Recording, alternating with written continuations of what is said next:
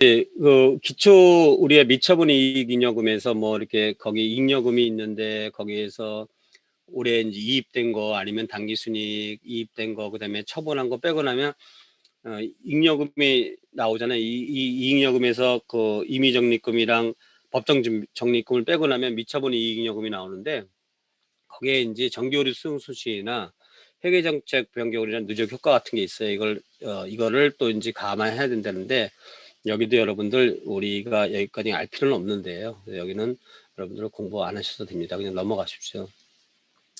자, 이런 혹시 회계학을 열심히 공부하실 분이 있을까 봐 이제 이렇게 적어 놓은 거니까 그런 분들은 하시고, 우리는 사실은 자본 쪽에서는 그렇게 크게 우리 개인 재무 설계하는 데는 그렇게 큰 영향을 주는 건 아니죠. 근데 우리가 이제 근데 이게 매스컴에서 좀 많이 나오고 또 그러니까 어차피 우리가 회계학을 공부했으니까 이 정도는 좀 아셔야 되는 부분까지 제가 설명해 드리는 겁니다. 그리고 시험 문제는 제가 강의 중에 얘기했던데 위주로 나오고, 그다음에 그 범위도 나중에 다 정리해 드리겠습니다. 이런 부분은 안 봐도 되고요. 혹시 복습하시는 부분 하는 학생들한테 제가 말씀드리는 거고, 그다음에 이제 자본 조정에서는 자본 조정은 이제 자본 거래에 해당되나 그 자본금도 아니고, 그쵸? 자본 잉여금도 아니고, 그쵸? 그 뭐 이런 것들이에요. 그다음에 이익 잉여금도 아니고 이런 것들. 예를 들면 자기 주식을 샀다. 이게 인제 자본금이 원래 회사가 사면 자본금을 감소시켜야 되는 게 맞는 거잖아요, 사실은. 근데 자본금을 감소시킬 수는 없어요. 회사가 자본금 외부인들한테 이렇게 출자를 만든 거, 유상증자나 출자한 게 있는데 일정 부분 이 자본을 내가 샀대. 그럼 자기 주식이거든요. 그러면 자본의 차감 항목 되는 거겠죠. 자본금의 차번 항목. 주식 할인 발행 차금 이런 것들, 이런 것들이 인제 대부분 인제 자기 주식 그 자본 조정이다. 자본 잉여금으로 볼 수도 없고 이익 잉여금으로 볼 수도 없고, 또 그렇다고 자본금도 아니고 이런 것들. 해서 인제 여러분들 이런 것 좀 보시고요. 대부분 인제 마이너스 성격이 좀 많다 이렇게 생각하시면 돼요.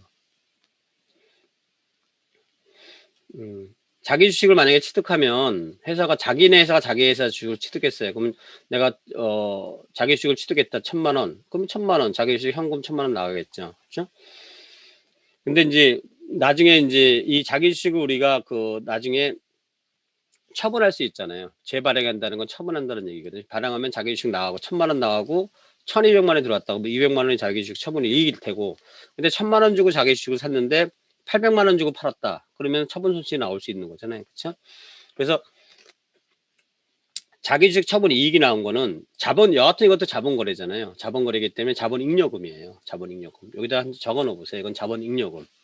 자본 잉여금. 자본 주식 처분 손실은 자본 결손금이라는 건 없잖아요. 그쵸? 그래서 이거는 자본 조정으로 갈 수밖에 없어요. 자본 조정인데 요거는 자본 조정. 요건 자본 조정인데 요건 자본 잉여금이, 이건 자본 조정인데 단 전제가 자기식 처분 이익이 있으면 먼저 얘부터 상계를 시켜야 돼요. 자기주식 처분 손실이 자본 조정은 맞아요. 그런데 얘가 우선권이 있는 게 아니에요. 자기주식 처분 이익이 있었다, 이 회사에. 그러면 자기주식 처분 이익이 지금 있어가지고 자본 잉여금에 만약에 1,000만 원이 있어. 하여튼 여하튼 어찌됐든 자기주식 처분 이익이 자기주식 처분 이익으로 자본 잉여금에 얘에 해당되는 게 한 1,000만 원이 있어요. 근데 뭐 이러다 보니까 자기주식 처분 손실이 나왔어. 예를 들어서 200만 원. 그러면 자본 조정 나올 건 없고요. 그냥 얘 상계시키고 얘 800만 원 이렇게 만들면 된다는 거예요. 그런데 이렇게 된 게 아니고 1,000만 원 있었는데 예를 들어서 자기식 처분 이익이 1,300만 원이 나왔어. 뭐 어떻게 된다 얘기죠. 그러면 자본잉여금 1,000만 원 다 없애고 자본잉여금 상계시키는 거죠. 여기가 이제 자기식 처분 이익이 이제 일로 오고 1,000만 원, 자기식 처분 손실이 이때는 300만 원이 나올 수밖에 없는 거죠. 300만 원 나옵니다. 그러니까 먼저 얘부터 상계시킨다는 거예요. 아까처럼 1,000만 원 있는데 뭐 200만 원 나갔다. 그러면 자기 주식 처분 이익만 800만 원 줄어드는 꼴이 되잖아요. 200만 원 상계시키면 되잖아요. 근데 1,300만 나갔다 할 때는 1,000만 원까지는 다 상계시키고 나머지 300만 원이 이때서 자기 주식 처분 손실이 나타나는 거예요. 그러면 이때 이 자본 주식 처분 손실은 뭐냐? 자본 조정이라는 거예요. 자본 조정. 자, 자본 조정이다. 이렇게 본다 생각하시면 돼요. 자, 이렇게 해서 이제 이렇게 제가 설명해 드렸고, 자기 주식은 좀 매스컴에도 많이 나오니까 여러분들이 좀 아시고요. 그다음에 소각을 했다 했잖아요. 감자 차익이 소각하는 거죠. 그런 식으로 자기 주식을 샀는데 이걸 소각할 수도 있어요. 자기 주식. 자기 주식 나 소각할래. 근데 아까 그 자기 주식이 얼마였어요? 한 1,000만 원 주고 샀어요. 근데 액면가는 만약에 700만 원밖에 안 됐어요. 예를 들어서. 그러면 자본금이 700만 원. 이게 거래는 시가대로 산 거잖아요. 그쵸? 액면가로 산 건 아니잖아요. 그쵸? 근데 액면가가 예를 들어서 700만 원이었다. 그러면 300만 원의 감자 차익이 나올 수 있죠. 이거는 뭐죠? 자본잉여금. 근데 1,000만 원짜리를 얼마에 보니까 샀는데 자본금이 1,200이었어. 그러면 어떻게 해요? 어, 감자차선이 200만 원 나왔잖아요. 200만 원. 이 경우에도 이전에 이거 우리 하기 전에 회사에 감자 차익이 있으면 똑같이 감자 차익부터 먼저 상계를 한다는 얘기예요. 똑같아요. 그러니까 아까도 얘기했지. 그 자기실 처분 손익, 처분 손실도 자기실 처분 이익이 있으면 자본잉여금 항목이 있으면 우선 그거부터 상계하고 그다음에 그래도 차손이 나오면 그때 자본 조정이 들어가는 거예요. 감자 차익 차손도 마찬가지예요. 감자 차익이 자본잉여금이잖아요. 그럼 감자 차손이 나오면 감자 차익이란 자본잉여금이 있으면 먼저 상계하고 그다음에 이제 한다. 그리고 나서 결성금 처리한다는 건 뭐냐면 이거 결성금 처리해서 나중에 이익잉여금이라든가 자본잉여금에 따라서 이거를 이제 없앨 수도 있다는 얘기 하는 거예요, 이거를. 나중에 상계 처리가 이렇게 되고 나온 거를 이렇게 결성금 처리 순서라는 게 이익잉여금, 자본잉여금 순서에 따라서 회사에 뭐 자본금 있고 자본잉여금, 이익잉여금, 자본조정 있잖아요. 이 자본조정 항목에 이런 것들은 얘부터 우선 얘에서 이제 이거를 상계시키고 얘를 없앨 수 있다는 얘기 하는 거예요. 또 그 다음에 자본잉여금은 없애고 얘를 상계시킬 수 있다. 자, 이거까지 이제 여러분들이 보시고 한번 읽어보시고요. 출석 체크 안 하신 분들은 출석 체크 해주시기 바라고요. 그리고 3교시쯤에는 우리 과제물에 대해서 여러분들이 질문사항 있으면 제가 3교시 시작 무렵 정도에 우리 또 다음 수업 있는 분들이 있을 수 있어서 3교시 시작 무렵 부분에 이제 과제물에 대해서 먼저 좀 얘기를 해볼게요. 여러분들이 혹시 질문사항 있으면 그때 질문해 주시기 바랍니다. 자, 기타 자본인 조정 항목의 주식 할인 발행 차금이라는 거죠. 주식을 액면가에 미달하게 발행할 수도 있잖아요. 5,000원짜리인데 회사가 안 좋으니까 5,000원짜리 발행하면 아무도 안 사. 한 3,000원에 발행할 수도 있잖아요. 그러면 2,000원이 액면 미달한 거죠. 그러면 2,000원인데 1,000주다. 그러면 200만 원이 어떻게 돼요? 붕괴를 끊어봐봐요. 자본금은 우리 500만 원 나와야 되는데 300만 원밖에 현금이 예금이 들어왔어. 뭐 이렇게 증자해서 예금이 들어왔어요. 그러면 200만 원이 뭐죠? 손실이잖아. 근데 이걸 주식 발행 할인 차금이라는 거예요. 만약에 주식 발행 초과금이었다 그러면 여기 자기 주식 주식 발행 초과금이 나와서 자본잉여금이 되잖아요. 그때 하여튼 이 할인 발행에도 신주 발행비는 발생되잖아요. 신주 발행비는 어떻게 해요? 어떻게? 아까 초과금이 나왔으면 여기에 상계시키면 되는데 초과금이 없잖아요. 그러면 여기다 업시키는 거지 뭐. 여기다 업시켜야죠. 주식 할인 발행 차금에다 업시켜야 되는. 초과금이 있으면 초과금부터 이제 차감하는데 그게 없으면 자기 주식 할인 발행 차금으로 이제 되는 거죠. 여기다 업시켰다. 만약에 200만 원 차손 나왔는데 30만 원이 들었다. 그러면 230만 원이 주식 발행 자금 차금이 되는 거고 초과금이 없으니까 이럴 때는 뭐냐? 이럴 때는 그리고 나중에 이제 이익잉여금에서 이제 이 자본조정 항목은 이제 없앨 수 있잖아요. 이익잉여금을 상계시켜서 이렇게 할 수도 있다 얘기하는 거죠. 이런 거 하려면 다 주총의 결의를 받아야 되겠죠. 자, 이렇게 된다 생각하시면 되고요. 그런 얘기고. 그 다음에 주식 할인 발행 차금은 이익잉여금이 나오면 이익잉여금을 죽이고, 예를 들어서 아까 주식 발행 차금이 이제 230만 원 나왔잖아요. 신주 발행비까지 250만 원이라고 할게요. 250만 원이라고 그러면 이거 이제 이게 어차피 자본의 마이너스 계정이니까 차변 항목이에요. 차변 쪽에 있다고 보면 되는 거예요. 주식 할인 이걸 죽이면 여기에 상각에 나오죠. 상각. 주식 할인 발행 차금 상각이 나오는데 이때 이익잉여금으로 이제 나오면 할 수 있다는 얘기 하는 거예요.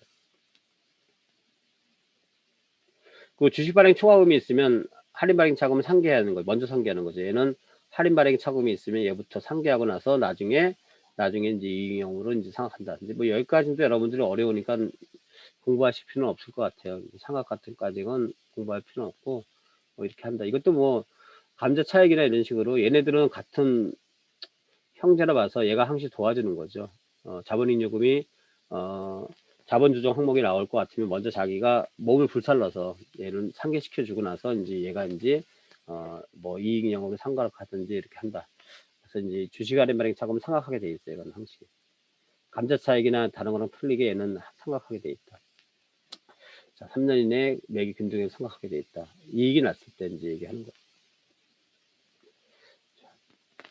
이건 넘어가시고 여기도 어려우니까 그냥 넘어가시고 주식 매수 청구권도 그냥 넘어갔어요. 이게 스탁 옵션 같은 거죠. 이런 것도 넘어가시고 자기주식 처분 이익은 아까 얘기했던 거니까 한번 다시 한번 읽어보세요. 자기주식 처분 손실 자본 조정이죠. 그러면 자기주식 처분 이익이 자본 잉여금 항목이니까 얘부터 먼저 있으면 얘부터 상계시키고 없으면 그 다음에 이제 자본 조정으로 간다는 얘기고 자본 조정으로 가면 이익 잉여금이랑 자본 잉여금 순서대로 이제 이렇게 이제 이거를 없앨 수 있다는 얘기 하는 거잖아요. 손실 난 거니까.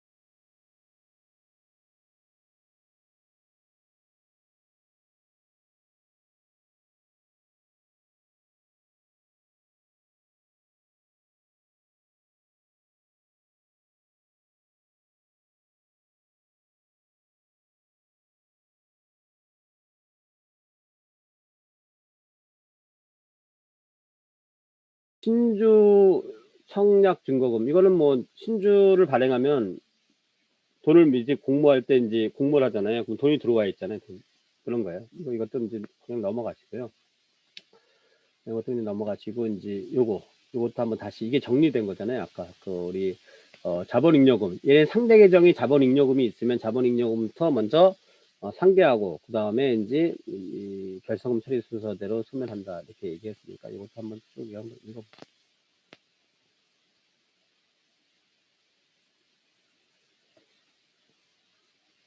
아까 얘기랑 똑같은 얘기인데 그 마지막으로 한번 정리 더 한 거예요.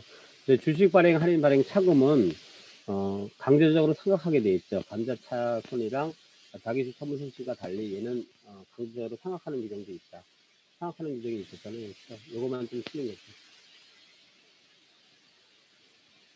근데 이익잉여금이 없으면 안 할 수도 있다는 얘기잖아요. 다만 이익잉여금이 없으면 안 할 수도 있다. 그 위에 거는 다 똑같은 거예요. 아니면 잉여금이 있으면 3년 내에 상각해야 된다. 비중액 이상을.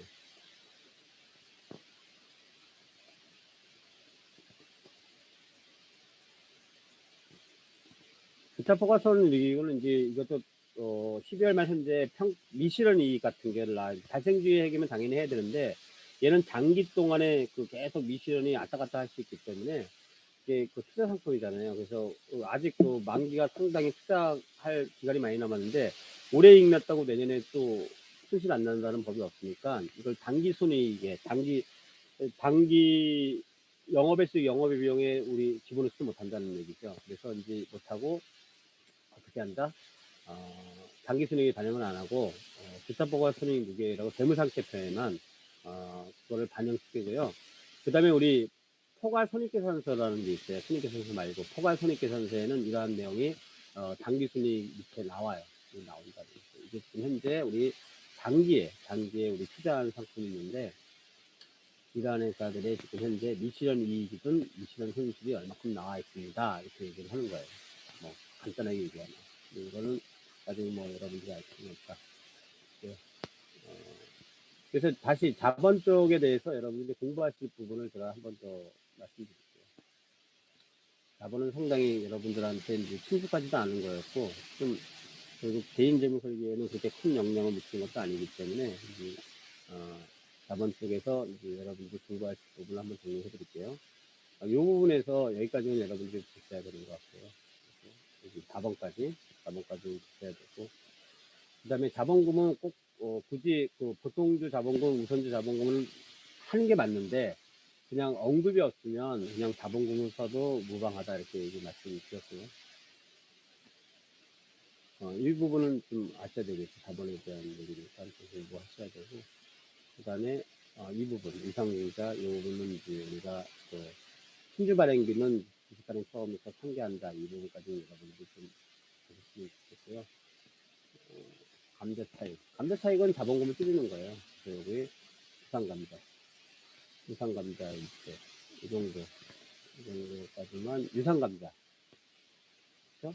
무상감자는 뭐 아무것도 안 받는 거예요. 다 감자 차 20% 나온다. 그래가지고 그다음에 이제 이 부분까지는 여러분들이 이거는 안 보셔도 될 것 같아요. 그냥 처음에 이제 우리가 유상이나 무상감자 나올 때 어떻게 설계치 하냐 이 정도까지만 보시면 될 것 같아요. 그리고 기타자본잉여금은 자기주식 처분이익이 있다. 얘기했죠. 자기주식 처분 실시하면 자기주식 처분이익 먼저 상계한다. 얘기 여러 번 나왔고요. 그다음에 이익잉여금은 이렇게 된다. 이런 내용 안 봐도 돼요. 복잡하니까 그냥 이익잉여금의 구성 과목은 법정적립금, 임의적립금, 미처분 이익잉여금으로 구분된다. 요걸 보세요. 그리고 법정 이익준비금에 대해서는 여기서는 여러분 자세히 아셔야 되고요. 법정준비금은 이익준비금이랑 우리 책에 나온 거 재무구조 개선 적립금은 법정이고, 이 재무구조 개선 적립은 상장법인이만 코스닥이나 거래소, 유가증권 상장법인 있죠. 코스피, 코스닥 여기에 있는 회사들만 해당되는 거고, 지상장에서는 해당되는 게 없어요. 근데 이거는 상장회사든 지상장회사든 모두 다 해당되는 거고요. 그 차이는 아셔야 되고, 그 다음에 임의적립금은 아무거나 우리가 적립할 수 있다. 그 정도까지만 아시면 돼요. 이거 외울 필요는 없어요. 그 이외에 여러 가지가 있다. 그리고 미처분 이익금은 여기는 공부하실 필요 없고, 여기 임의적립금도 공부하실 필요는 없다는 거죠. 하여튼 여러 가지 세울 수 있다. 시청이나 정관에 의해서 세울 수 있는 거. 정관이나 시청에 의해서 세울 수 있는 거다 생각합니다. 자본주정은 자본금도 아니고 자본잉여금도 아니고 이익잉여금도 아니에요. 근데 자본에 이제 마이너스 될 가능성들이 많은 것들, 이런 것들이 있다. 자기주식, 발행 투자금, 이게 이거는 빼요. 이건 여러분들 공부하지 마시고 그냥 자기주식, 자리마이 차금, 감자차선, 자기주식 처분 실실 이렇게 4가지 정도가 있다. 종류 정도만 아시면 될 것 같아요. 4가지 정도. 공부하는 거는 공부하는 거고, 그 다음에 이제 자기주식 회계 처리는 좀 보시고요. 회계 처리는 보시고, 그 다음에 요것도, 여기까지도, 이거 회계 처리는 좀 보시고요. 주식 할인 발행 차금은 액면 미달. 그때 발생된 신주 발행비도 주식 할인 발행 차금이다. 그러니까 얘도 되고 얘도 다 되는 거죠. 주식 발행 초과금이 될 때는 얘를 상계 처리해야 되는데, 할인 발행이니까 그게 다 더한 게 되는 거죠. 그리고 주식 할인 발행 초과금이 있을 때는 차금을 가지 말고 먼저 우선 상계한다 이렇게 했던 거 같이 아까 나중에 또 나올 거예요. 나중에 나오는 거고요. 이건 보지 마세요. 보지 마시고 이거 맨 밑에만 보면 되겠어요. 이거는 먼저 상계한다는 얘기잖아요. 먼저. 이거 계속 나올 거예요. 나중에도 나오고, 그다음에 여기 나오잖아요. 이거 똑같은 얘기 나오고, 똑같은 얘기 나오고, 그 다음에 여기 또 똑같은 얘기 나오고, 여기 정도까지만 공부하시면 될 것 같아요. 그 자본은 그 정도만 공부하시고, 그 다음에 이제 우리, 그 다음에, 이거는 좀 손익계산서 이제 것 같아요. 손익계산서 개정 과목은 여러분들이 공부하시려면 한도 끝도 없어가지고, 우리 중소기업 회계기준이라는 게 있어요. 이제 회계기준이 크게 3가지가 나눌 수 있어요. 그러니까 업종별 회계기준이 있어요. 미스 회계기준, 건설업 회계기준 이런 거 말고, 일반적으로 회계기준이 크게 따진다면, 제일 많이 쓰는 게 일반 기업 회계기준이라고 있어요. 일반 기업 회계기준이고, 이게 제일 많이 쓰는 회계기준이고, 그 다음에, 상장회사랑 연결하는 비상장회사까지 하는, IFRS라고 있어요. 국제회계기준. 우리는 이제 코리아니까 KIFRS 이렇게 상장회사랑 같이 연결하는 비상장회사까지는 그 적용을 받아야 돼. 국제기준은. 그게 이제 있고 또 하나는 중소기업한테는 좀 이렇게 회계기준을 엄격하게 안 한 중소기업 회계기준이 있어요. 근데 우리 여기 손익계산서는 중소회계기준에 있다고 이제 설명을 했어요. 중소회계기준에 설명한다. 우리가 만약에 개인 재무 설계를 한다 그러면 뭐 중소기업 회계기준 정도의 적용을 받겠어요. 그래서 이제 이게 2014년 1월 1일부터 시행되게 해서 법무부에서 업자가 생긴 거예요. 업자가 생겨서 2014년 2월 1일 날 고시가 되고 1년 정도 유예를 준 거죠. 그래서 이제 중소기업은 이거를 적용해도 된다. 일반 회계 기준 적용받을 필요 없다는 얘기 하는 거예요. 자, 근데 중소기업이 이제 국제회계 상장회사하고 연결회계를 한다. 그러면 거기도 KIFRS를 적용해야 돼요. 국제회계 기준 적용해야 돼요. 여기는 그냥 일반적으로 상장회사랑 관계없는 연계 같은 거 안 하는 그냥 일반적인 중소기업은 이걸 해준다는 거죠. 자, 손익계산서 작성 기준이 23조에 나와요. 물론 이제 중소기업 회계 기준에 보면 재무 상태표, 요 위에는 재무 상태표 나오겠죠. 그 위에는 일반적인. 여러분들 관심 있으면 인터넷 들어가면 중소기업 기준 찍으면 다 나올 거예요. 나와서 이제 여러분들이 풀로 볼 수 있고, 제가 여기에서는 여러분들을 위해서 중소기업 손익계산서에 해당되는 것만 지금 법적으로 설명드리려고 하고 있습니다. 자, 우선 이제 중소기업 기준 1번부터 3번까지 이걸 한번 쭉 정독을 해볼게요. 여러분들이 어제 공부를 했기 때문에 이 정도 내용은 이제 거의 다 아실 것 같아요. 한번 쭉 읽어보시고 자, 설명하겠습니다.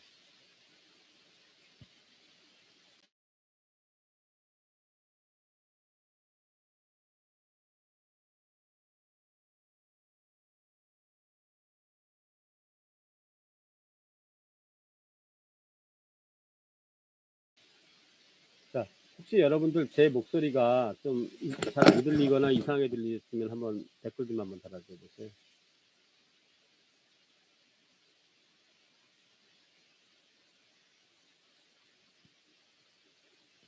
소리 잘 들리십니까?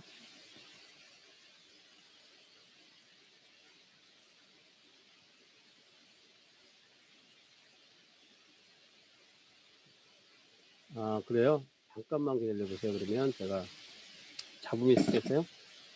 잠깐만요. 그러면 제가 한번 정리 좀 한번 해볼게요.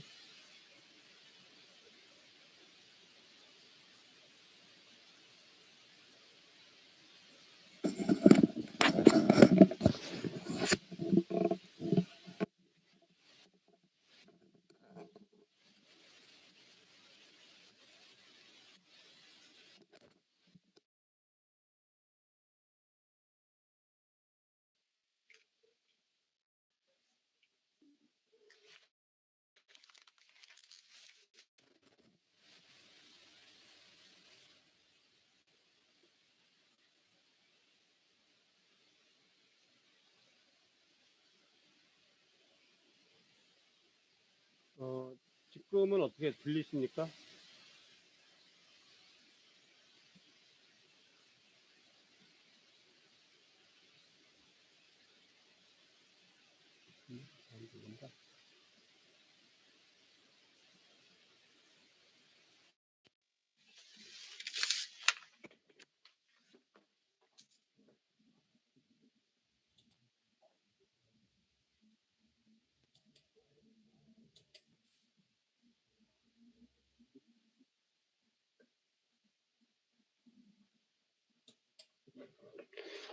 지금 잘 들리십니까?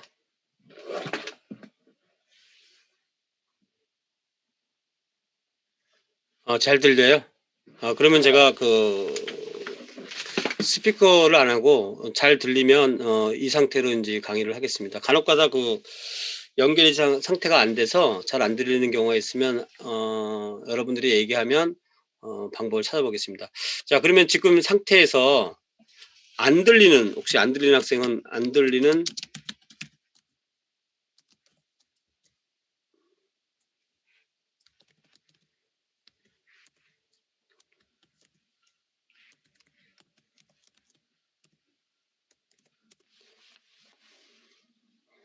자, 안 들리는 학생이 없으면 이제 강의를 들어가겠습니다. 일단 여러분들 이거 다시 한번 좀 읽어 보십시오. 인제 우리 중소기업 회계 기준이니까 여러분들이 그 회계 기준 한번 읽어보고 제가 인제 강의를 하는 거로 인제 하겠습니다. 이건 뭐 이렇게 어렵지는 않을 거예요, 여러분들이 공부를 하셨기 때문에.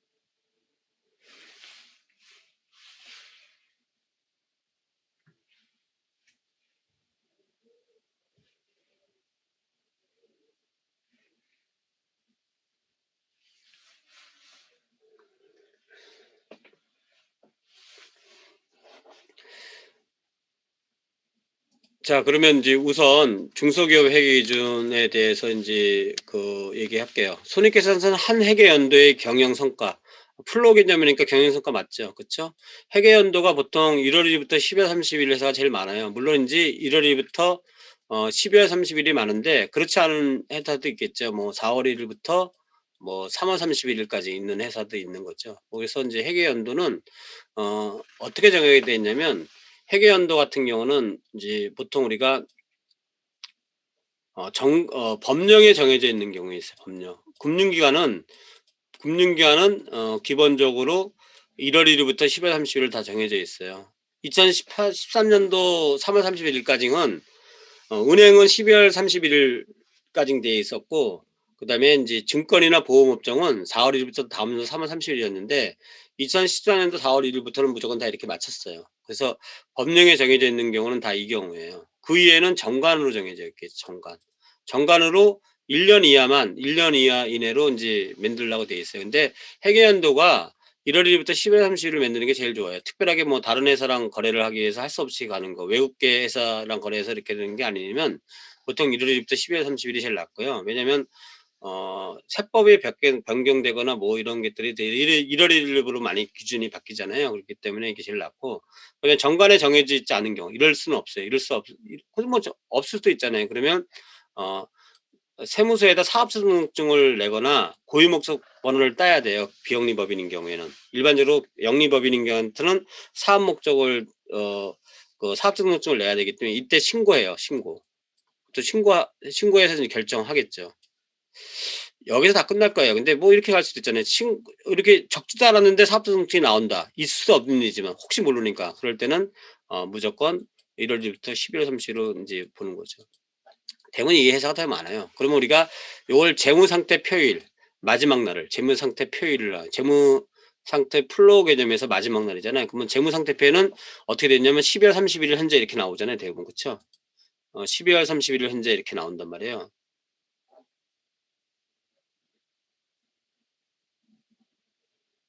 우리 재무상태표 볼까요? 잠깐만요. 재무상태표를 보면 여러분들이 이거 저기 혹시 그 다음 시간에 그 인제 손익계산서 끝나면은 재무상태 들어가면 이거 가지고 여기 나오잖아요. 12월 말 현재 이렇게 나오죠. 이게 재무상태 표일이에요. 3 개, 4 개, 2 개는 있대고, 손익계산서는 어떻게 나와요? 플로우 개념 나오잖아요. 그쵸? 플로우 개념. 플로우 개념 나온다는 거죠. 자, 이런 식으로. 자, 이런 식으로 해서 인제 우리가 인제 공부를 하시면 되는 거고, 그다음에 인제 음 경영 성과를 보는 거죠, 회계 연도에. 그쵸? 이건 플로우 개념이잖아요. 그쵸? 그래서 그때 그 수익과 이에 대응되는 비용, 그러니까 수익 비용의 원칙이라고 그래요. 수익 비용 대응의 원칙. 수익 비용을 대응시키는 거죠. 발생주의액의 원칙에서 수익에 공헌한 그 비용은 다 집어넣어야 된다, 이런 얘기하는 거죠. 그리고 인제 비용을 적정하게 표시해야 한다. 그쵸? 모든 수익과 비용은 발생한 회계 연도에 배분한다. 이게 뭐냐면 발생주의를 하겠다는 거죠. 그쵸? 그 근데 발생한 원가가 자산으로 인식되는 건 뭐죠? 우리가 회사에서 가구 제조업이 합판이나 페인트 이런 거 가지고 가구를 만들었어요. 근데 그게 다 팔리진 않잖아요. 팔리지 않으면 팔리지 않은 거, 팔리지 않은 거는 비용이 발생될 때도 이거는 아직 안 팔렸으니까 그 재고 자산에 대한 원가는 당연히 자산이잖아요. 자산이라는 얘기 하는 거예요. 어떻게 볼 수 있냐면 여러분들이 자 우리가 기초 제품이 있었어요. 그쵸? 그다음에 인제 원가가 이만큼 발생됐어요. 그러면 이게 팔 수 있는 거잖아요. 이게 작년도에 넘어온 재고품 그리고 만든 건데 안 팔린 거, 올해 만들려고 들어간 비용, 이게 인제 제조 원가잖아요. 제조 원가예요. 그리고 나서 이만큼을 다 팔아야 되는데 못 팔고 남아 있는 게 있을 거 아니에요 이렇게 재고. 그러면 여기 판 거만 비용 처리하고 여기서 판 거만 비용 처리하고 요거는 재고 자산 남는 거죠. 그래서 인제 우리가 발생지계 원칙에서는 요게 전년도에 발생된 비용이에요. 그리고 요게 인제 올해 발생된 비용인데 실질적으로 올해 인제 발생주의에서 비용으로 인식하는 거는 얘네 전년도에 발생한 비용 중에서 안 팔린 재고, 이거 안 팔린 게 재고라고 그래요. 올해 발생한 비용, 요 두 개 중에서 올해 발생된 것만, 팔린 것만, 팔린 원가가 있을 거 아니에요. 그쵸? 예를 들어서 여기가 10,000원이었고 10이었고 여기가 50이었어요. 그럼 70이잖아요. 근데 올해 재고가 20이래. 그럼 얼마 팔린 거예요? 얼마 팔린 거죠? 여기 70이 돼야 되니까 여기 60이네 60. 60이니까 여기 40이 팔린 거죠. 이 40만 원까지 잡겠다는 얘기하는 거예요. 이게 이 자체. 자산은 인식됐잖아. 그쵸? 작년도에 만들었는데 안 팔린 거. 올해 들어간 비용. 제조 원가. 그래서 총 60인데 이게 팔린 게 40, 안 팔린 게 20. 그러니까 안 팔린 걸 따지면 이거 나올 수 있다는 거죠. 이 얘기한다. 이렇게 자산을 인식했다. 이런 얘기하는 거고요.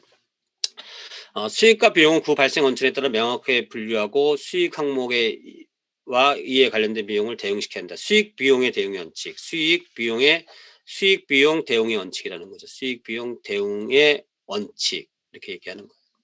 그 수익과 비용은 상계 처리하지 않고 원래 총액주의를 하는 건데 뭐 상계하도록 되어 있다. 그러면 상계 처리할 수도 있다는 얘기하는 거죠. 상계 처리할 수도 있다. 뭐 이런 거죠. 자동차를 팔면 그게 매출이고 자동차를 들어온 건 비용이고 뭐 이렇게 원가 비용 따진데 그렇게 안 하고 처분이익만 합니다. 근데 이건 뭐 얘기하면 좀 복잡해질 테니까 그냥 총액주의로 하는데 기업회계 기준상 그 순액주의로 상계 처리할 수 있다. 그러면 상계 처리할 수 있다는 얘기하는 거야. 수익과 비용은 상계 처리할 수 있다. 원칙은 뭐다? 총액으로 해야 되는 거죠. 수익 다 나타나고 비용 다 나타나는 게 맞는 거잖아요. 그렇죠? 맞는 거다. 그래서 어떤 회사가 A 회사가 B 회사한테 매출한 거 매출이 1,000만 원이다. 1,000만 원도 잡고 근데 A 회사한테 물건 사올 수도 있잖아요. 합판을 사와 가지고 가구를 만들어서 또 B 회사한테 팔 수도 있잖아요. 그러면 여기 1,000만 원은 매출. 가구 합판 사온 게 300만 원이다. 300만 원 매입. 이렇게 식으로 수익과 비용을 다 처리해야 된다는 얘기 하는 거예요. 자, 요걸 제가 지금 말씀드렸으니까 요거 한번 정리하는 차원에서 여러분들이 또 한번 좀 읽어 보시고요.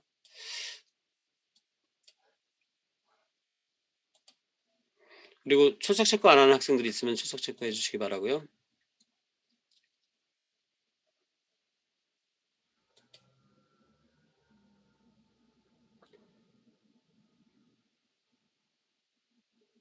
요 말이 아까 어려울 수 있는데 아까 이거는 뭐 그런 식이니까 이렇게 생각하시면 되고요.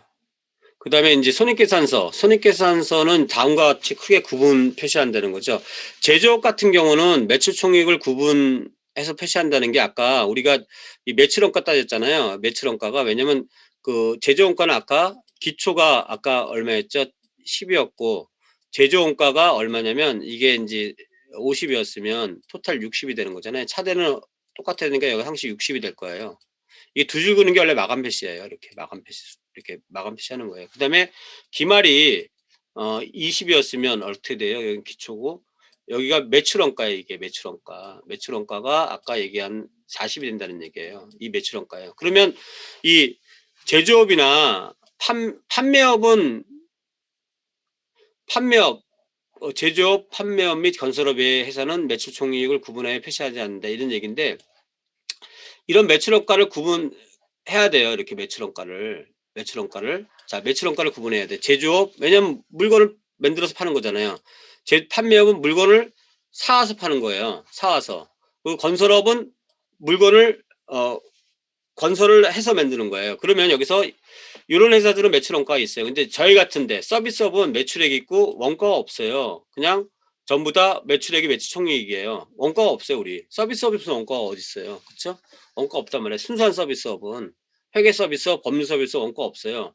그리고 판관발림 가면 되는 거예요. 이렇게 하는데 요런 업들은 가야 되는데 요런 업들에서 주의하실 게 이 매출 원가 있잖아요. 매출 원가 계산할 때 여기에 요걸 가기 위해서 제조 원가를 계산하는 경우가 있어요.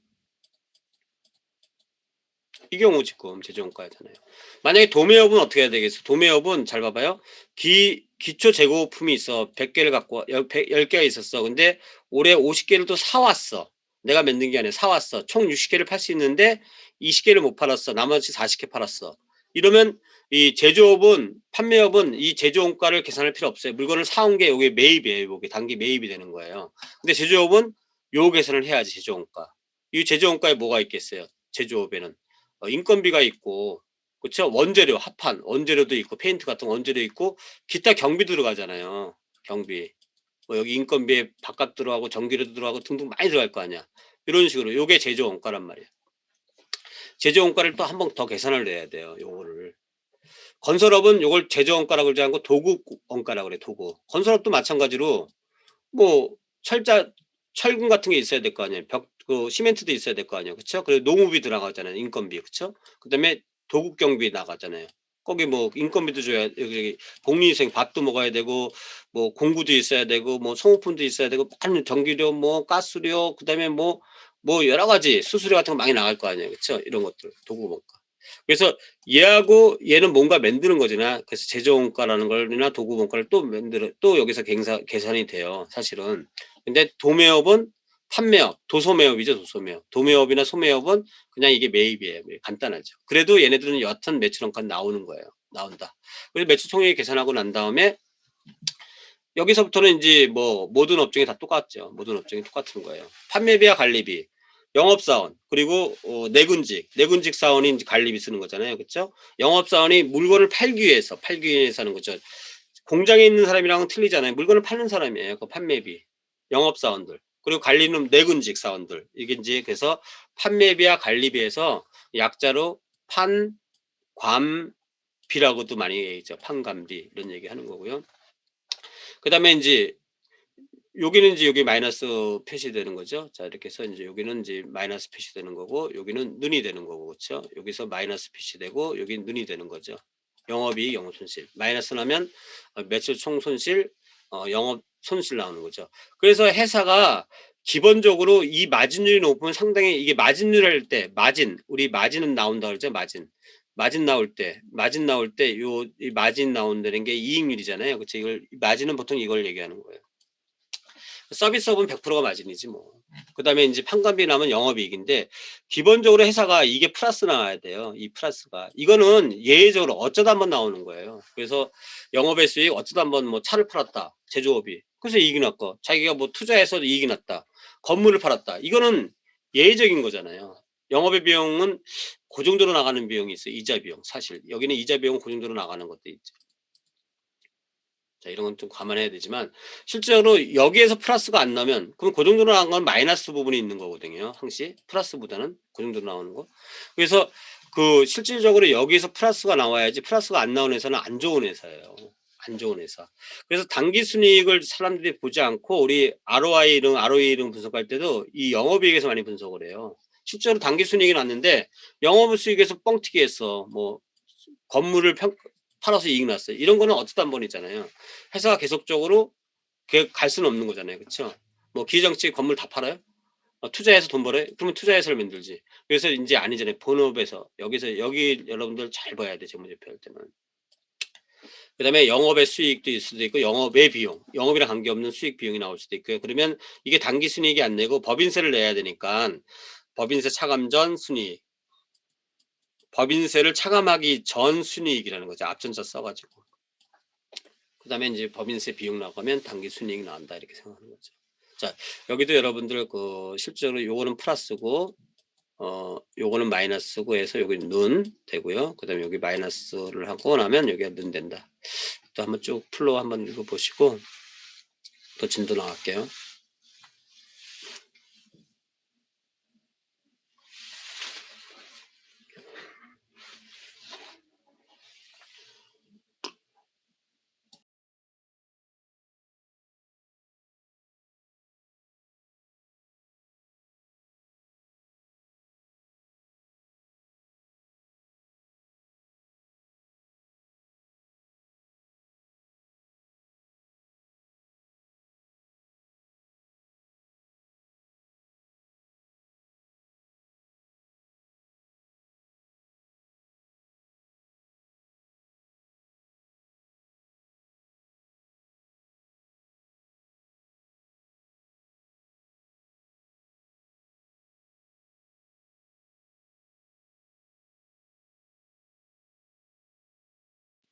시점을 얘기할게. 수익의 인식 시점.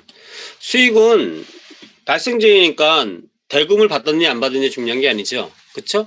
그냥 우리가 재화를 외상을 매출했던 현금 판매를 했던 어음을 받고 판매했던 판매하면 수익이 인식 시점이에요. 발생주의니까. 용역을 제공했다. 용역이 서비스업을 얘기하는 거예요. 서비스를 이제 우리가 번역할 때 용역으로 번역을 한 거죠. 회계 서비스, 세무 서비스, 법률 서비스 이런 거 용역이에요. 용역. 자, 용역. 도급도 우리 건설업도 용역으로 봐요. 건설업도 용역으로 본다. 보통 따지면 크게 따지면 자 이렇게 하여튼 뭐 재화를 완성했거나 용역 서비스를 제공을 완료했으면 돈을 받은 권리가 갖게 된 거지 이 돈을 꼭 받아야 되는 건 아니다. 현금주의가 아니고 발생주의라는 거죠. 그런데 다만 해수기간이 1년이 넘어가는 할부 매출 있잖아요. 할부 매출은 할부금 해수기일 있잖아요. 할부금 해수기일. 할부금을 해수하는 날에 수익으로 인식할 수도 있다는 얘기하는 거예요. 다만 1년 이상인 경우에는 할부금을 진짜 해소하는 기일에 우리가 1년 있다 돈을 받기로 해서 5년 동안 돈을 받기로 해서 나눠서 1,000만 원, 1,000만 원, 1,000만 원, 1,000만 원. 그걸 한꺼번에 5천만 원으로 하지 말고 그냥 1,000만 원 받고 그다음에 또 1,000만 원 받을 때, 1,000만 원 받을 때, 1,000만 원 받을 때 할부금 해수기일에 수익을 인식할 수 있다. 꼭 해야 된다는 건 아니고 그냥 우리는 그렇게 하고 싶어. 그러면 그렇게 할 수 있다는 얘기죠. 왜냐하면 돈을 나중에 받으니까 예외적으로 이건 중소기업 회계 기준이에요. 중소기업 회계 기준이고 다른 회사 일반 회계 기준은 좀 틀릴 수 있는 거예요. 그다음에 이런 거 있잖아요. 오래 공사가 오래 걸리는 거예요. 용역이 오래 걸려요. 그러면 어떻게 되죠? 어떻게 되죠? 이거로 따진다 그러면 내가 용역을 해서 건설 용역에 건설도 용역이라 했잖아요. 일종이라 했잖아요. 그 서비스업을 한 컨설팅을 한 3년 동안 해. 3년 동안. 그쵸? 3년 동안 하고. 길어요. 회계 연도가 지금 몇 개 잘리는 거야. 이렇게 지금부터 시작하면 이때 끝나는 거예요. 이때. 이때 끝나요. 자, 이렇게 좀 더 크게 할게요. 자, 1년, 2년, 3년 이렇게 했는데 이때 시작해서 이때 뭐 7월 1일 날 시작했다 그러는데 다음 연도에 뭐 8월 30일 날 끝날 수도 있잖아요.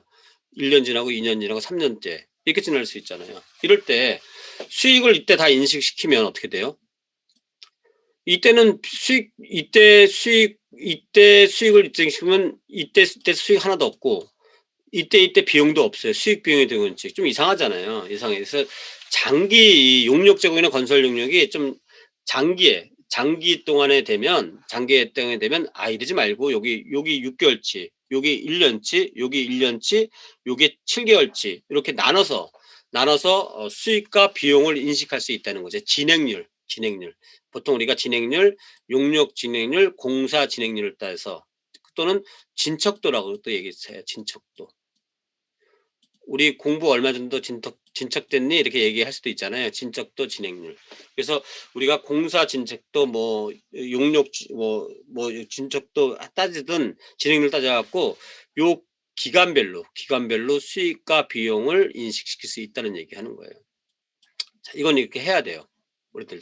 오래되는 거. 이게 맞는 거잖아요. 그쵸? 이게 맞는 거지. 이거를 이때 회계연도에 다 수익과 비용 잡는 거는 이 진짜 실질적으로 성과를 왜곡시키는 거잖아요. 그러면 이때는 성과 없는 거잖아요. 이때 어떤 대표이사가 이때 딱 취임했어. 그러면 이 대표이사는 이익이 나면 대박이네. 이때 사람들은 아무것도 아니잖아요. 그쵸? 그런 건 아니잖아요. 그 주식을 투자한 사람도 배당도 받고 뭘 해야 되는데 누가 투자해야겠어요. 이렇게 이때까지 이상한 회사인데 이거는 실질도 없는 회사. 그래서 이렇게 된다 생각했어요. 이거 중요한 거예요. 그래서 요거 두 개를 한번 또 읽어보세요.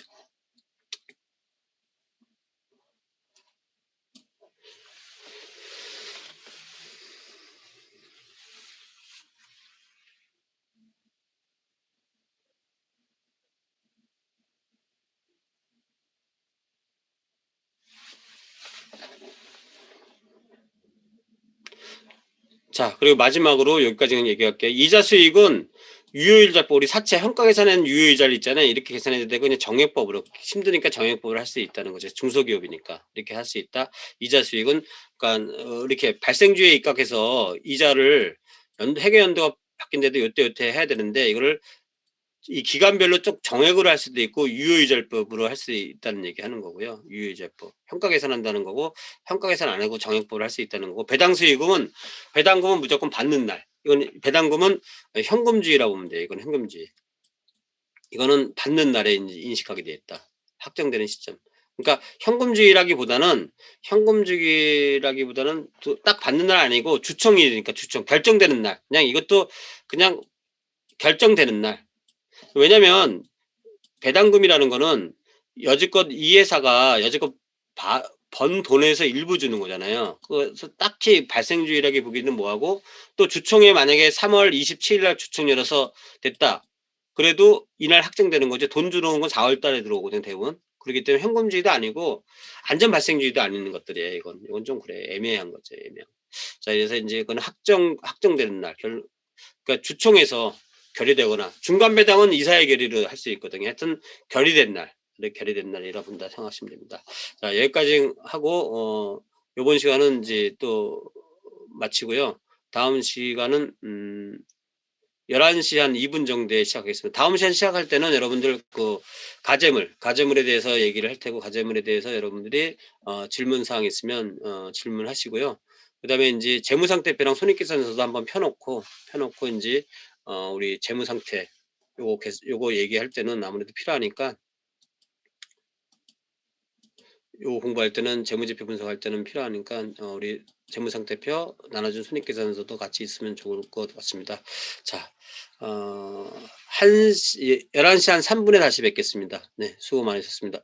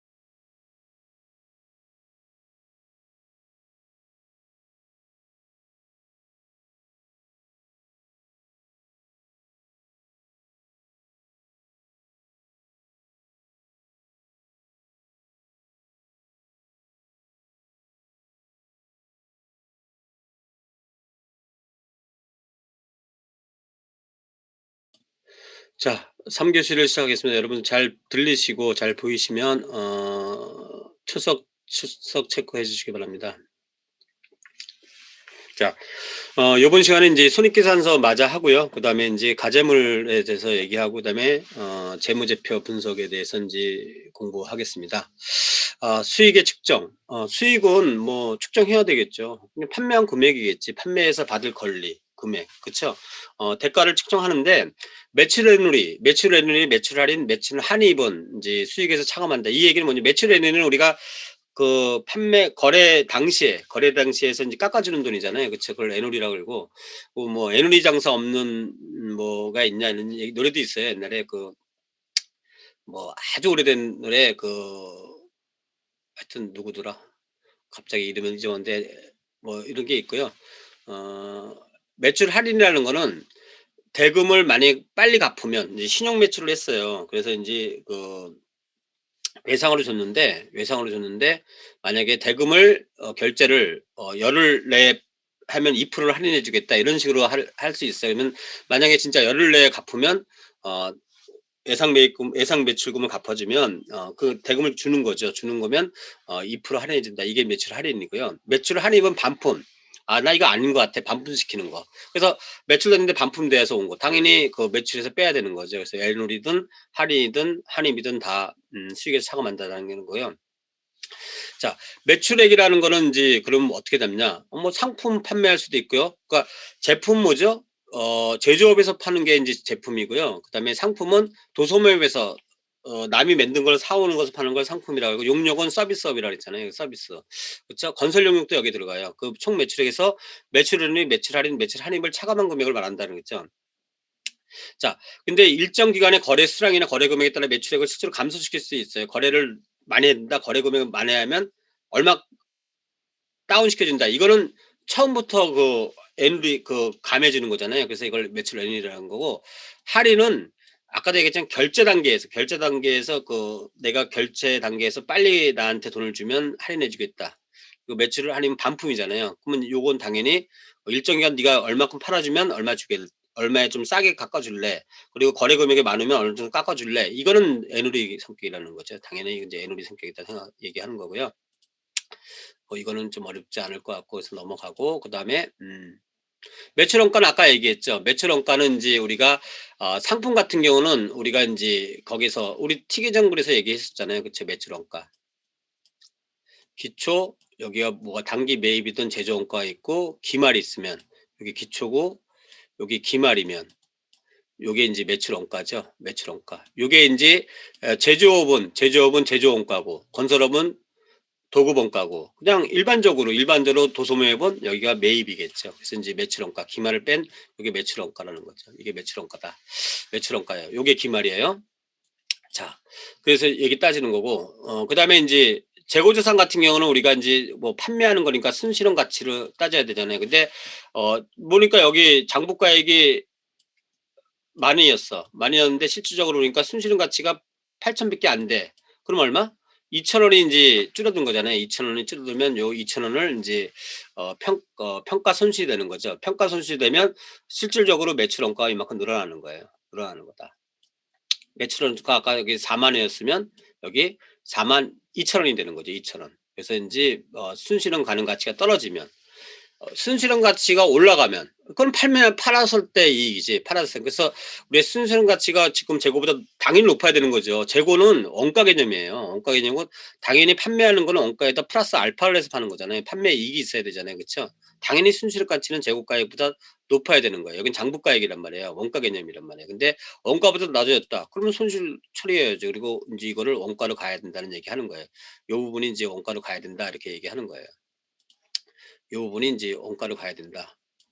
원래 인제 이렇게 돼 있었는데 요거는 이제 원가로 가는 거죠. 재고가 줄어들으니까 이런 얘기하는 거고. 환입은 재고가 만약에 만이었는데 8,000원 줄어들었다. 그러면 환입은 얼마까지 할 수 있냐? 여기 원래 금액까지 환입할 수 있는 거죠. 초과하는 거는 당연히 초과하는 거예요. 왜냐면 이건 장부가액이잖아요. 장부가액은 높게 판매하는 거잖아요. 그러니까 환입은 당연히 장부가액을 초과하지 않는 거죠. 여기는 어차피 재고자산이라는 거는 재고자산이라는 거는 뭐죠? 재고자산이라는 거는 쉽게 얘기해서 이거는 저거 개념이잖아요. 장부가액 개념이잖아요. 그래서 인제 우리가 인제 이렇게 있는데 어 재고가 여기 10,000이었어요. 그리고 매출 원가가 40,000이었어. 근데 하다 보니까 뭐 예를 들어서 감모가 평가 손실이 됐어요. 8,000원. 그러면 2,000원이 일로 간 거잖아요. 그건 42,000원이 된 거잖아요. 그쵸? 그런데 이 재고가 변동이 없었다 했을 때 다시 이 재고만이 다시 인제 8,000원으로 떨어졌는데 다시 올라갔어. 9,000원이야. 그러면 다시 9,000원만큼 다시 환입이 되는 거잖아요. 그쵸? 9,000원만큼 다시 환입이 되는 거니깐 여기 9,000원이 되는 거죠. 그러면 재고가 다시 들어오니까 원가가 좀 줄은 거죠. 원가가 줄은 거죠. 원가가 다시 인제 41,000원으로 바뀌겠죠. 줄은 거. 근데 이 재고가 예를 들어서 가액이 12,000원이 됐어. 당연히 12,000원 돼야 되는 게 맞는 거예요. 원래 판매이익이 있으니까. 그럼 10,000원까지만 다시 올려 가지고 재고는 10,000원이 되고 다시 인제 그 매출 원가는 40,000원으로 돌아간다. 이런 얘기하는 거고요. 그다음에 수량의 차이에서 수량이 인제 마트 같은 데 같으면 수량이 도난당했다. 근데 정상적인 게냐 정상적인 게 아닌 걸 따져요. 그래서 제가 소금이나 염전 같은 소금은 증발돼요, 증발. 증발되기 때문에 재고 자산이 줄어들어요, 수량이. 수량이 줄어들면 단가 곱하면 줄어들 거 아니에요. 그래서 정상적으로 줄어드는 게 있고요. 이렇게 이만큼 감모가 됐다. 없어졌는데 이만큼은 정상적으로 감모가 되는 거고 또 요만큼은 비정상적으로 감모되는 게 있을 수 있어요. 비정상적으로. 비정상적으로 정상적으로. 그러면 이만큼 재고는 다 줄었단 말이야. 2,000이 줄었어요, 2,000이. 3,000이 줄었다 그래요. 그러면 10,000원에서 7,000원으로 재고 자산 됐는데 비정상적으로 2,000 줄고 정상적으로 1,000을 줄었어요, 1,000. 1,000이 줄었어요. 그러면 정상적으로 뜨는 거. 정상적으로 뜨는 예를 들면 이런 거 있죠. 염전에서 소금이 증발되고요.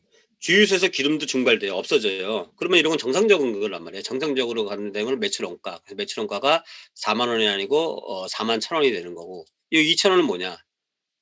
재고는 7,000원 줄었으니까 2,000원은 영업의 손실이 되는 거죠. 영업의 손실로 간다는 거죠. 비정상적인 거는 여기는 안 나왔지만 비정상적인 건 영업의 손실. 영업의 손실로 가는 거예요. 자, 정상적인 것만 이제 매출 원가로 간다. 이렇게 얘기하는 거예요. 자, 요것도 이제 중요한 거니까 여러분들이 만약에 이 문제를 내면 여러분들이 변별력 차이가 날 수 있어요. 그러니까 이거는 여러분들이 좀 시간이 걸리더라도 다시 한번 쭉 읽어보세요. 제가 얘기한 걸 다 더듬으면서 자, 이 부분이 여러분들이 변별력이 나올 수 있다. 용어 잘 알아야죠. 정상적인 거, 장부가액을 초과하지 않는다. 뭐 이런 거. 하락할 때, 이익할 때는요. 그러면 이익은 어차피 나야 되는 게 맞는 거예요. 우리 판매할 때 판매 이익이 있어야 되니까. 그리고 재고자산은 장부가액 개념이다.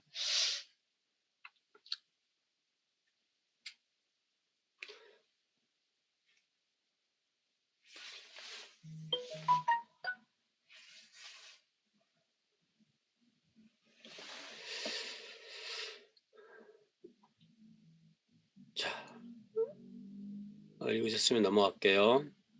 판매비와 관리 의미는 판매 활동이랑 영업 활동이랑 그쵸? 그다음에 회사 관리, 내근직, 총무직, 뭐 격리직 이런 데에서 쓰는 비용이죠. 그쵸? 매출 원가가 되지 않는 영업 비용이죠. 영업 비용. 그쵸? 판매 관리비에는 지금 녹색으로 되어 있는 거 급여죠. 퇴직급여. 당연히 판매비와 관리비에 해당되는 거고 복리후생비 직원들을 위해서 쓴 돈, 뭐 식비라든가 회식비 이런 것들 얘기하는 거고 그다음에 복장 뭐 제복 입는 데도 있잖아요. 그쵸? 이런 거. 임차료, 접대비, 감가상각비. 임차료는 다 아시겠죠?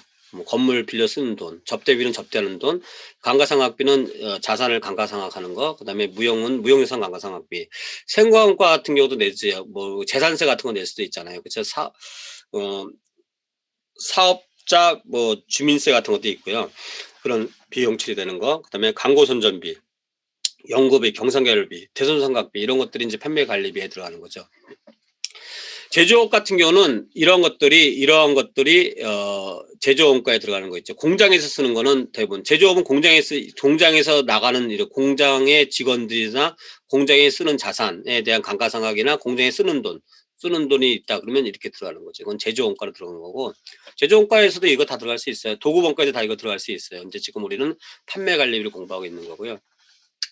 그다음에 영업활동 관련된 비용으로 퇴직금이 충당금이 이제 환입될 수도 있고 충당금을 설정했는데 충당금이 직원들이 한 1억 설정했는데 그에 많이 퇴사를 하면 나중에 충당금이 1억이 아니고 7천을 줄일 수도 있어요. 그럼 환입될 수도 있어요. 그러면 이건 영업의 수익이 아니고 그냥 어차피 이게 판관비였잖아요. 그러니까 여기를 인제 부의 금액, 판매비의 부의 금액 이걸 상계 처리를 뭐 이렇게 부의 금액으로 보면 된다는 거죠.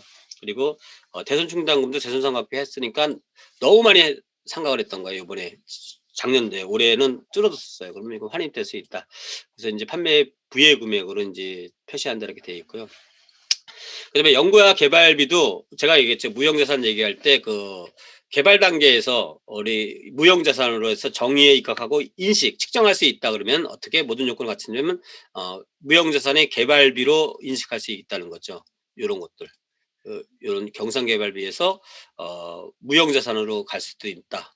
갈 수도 있다. 그건 선택권이 있는 거죠. 선택권이 있다. 여기로 갈 수도 이리로 갈 수도 선택권이 있다. 근데 무형자산으로 가기 위해서는 정의에 입각해야 되고 인식 요건을 다 갖춰야 된다는 얘기하는 거죠.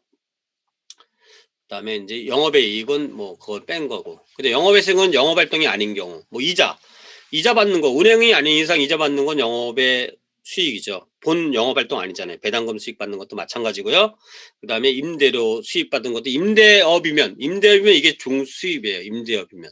근데 임대업이 아니고 잠깐 뭐 임대업이 주업이 아니고 뭐 기계 장치를 빌려줄 수도 있고요. 차량을 빌려줄 수도 있고 건물을 잠깐 빌려줬다. 이런 건 뭐 임대료 이런 건 영업의 수익이죠. 주된 영업이 아니니까. 그쵸? 임대를 줬다.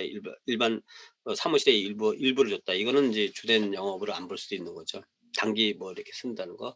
그다음에 이런 것들 외환 한 차익, 외환 한산 이익 같은 경우도 그건 달러 가치가 반등되는 거잖아요. 그쵸? 뭐 영업할 때는 관계없는 거죠. 국가적으로 달러 가치가 변동되고 이런 것들은 전부 다 인제 영업의 수익이다. 이거 다 외울 필요는 없어요. 이런 것들이 영업할 때는 관계없는 거다 이렇게 생각하시면 되고요. 근데 이익이 난 거예요. 영업의 비용 같은 경우는 그 반대죠. 손실 난 거죠. 손실 난 거 이런 거. 이자 비용이 나갔다든가. 근데 보통 영업의 비용 중에서 영업의 수익에선 주로 계속 나오는 건 별로 없을 수도 있어요. 주로 나오는 게 인제 외환 거래하면 요게 좀 나오겠지. 요게 나오겠지. 외환 차익이나 외환 한산 이익이 나오고 영업의 비용에서는 많이 나오는 게 있어요. 이자 비용은 이자 쓰면 계속 나와요. 그래서 영업의 비용이 항상 더 많을 수가 있어요. 그래서 영업이익에서 영업의 수익도 하고 영업의 비용을 뺀 게 법인세 차감 전 순이익이라 했잖아요. 법인세 차감 순이익이 영업이익보다 줄은 게 더 많아요. 왜냐면 얘가 더 나올 가능성도 있고요. 그렇죠? 뭐 이것도 나올 수도 있죠. 환산. 이렇게 해서. 자 이렇게 해서 인제 뭐 이렇게 영업의 비용 같은 게 있다 이렇게 해서 보시면 되고요. 유형자산 처분 손실 뭐 유가증권 처분 손실 같은 경우도 영업의 비용.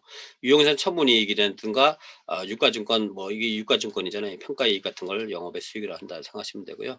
그러면 여러분들이 영업의 수익이 뭔지 뭐가 있는지 한번 쭉 읽어 보세요.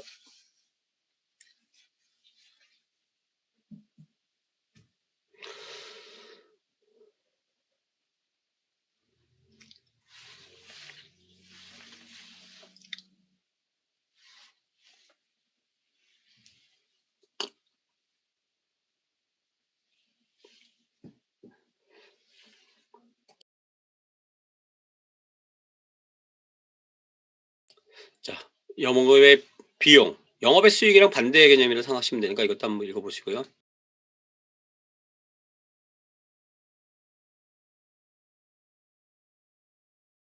굳이 이걸 다 외우라는 얘기는 하는 거 아니고요. 이런 것들이 있다 이렇게 보시면 되고요. 외우지는 않아도 돼요.